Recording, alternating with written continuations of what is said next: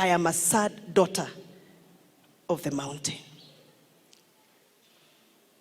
Ukiangalia nyuso za hawa wajumbe wenzangu utaona, hata ukisikia Malala akiongea utasikia tuko na uchungu. Siwezi amini ya kwamba sisi ambao tulipigana sana ili Rais William Ruto na Deputy President Rigathi Gachagua wachaguliwe pamoja. Nyinyi hamjui ni Pastor Dorcas peke yake, bibi ya Deputy President, ambaye anaweza explain ile uchungu huyu Rigathi Gachagua alipitia. Alidhulumiwa, akawekelewa makeses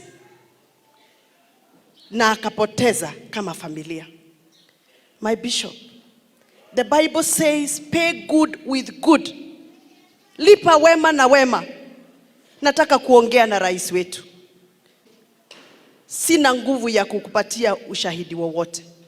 Lakini on behalf of Kiambu, the women of Kiambu who fasted and prayed for you, Rais, na kuomba ukumbuke ile siku mulikuja kule Gathaithi kanisa wa AIPCA.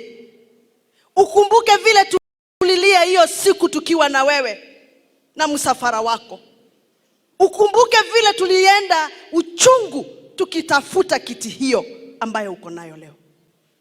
I cannot imagine. It is only 2 years. Tumesahau ile uchungu. Tumesahau yale mateso. Sasa tuwajipiga kifua tukitaka kufukuza the Deputy President.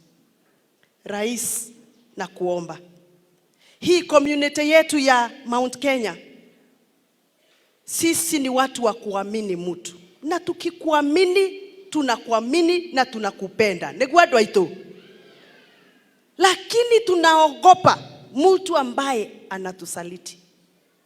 We hate betrayal. Na ile maneno inapangwa sababu tumesikia hiyo impeachment inapangwa saa hii.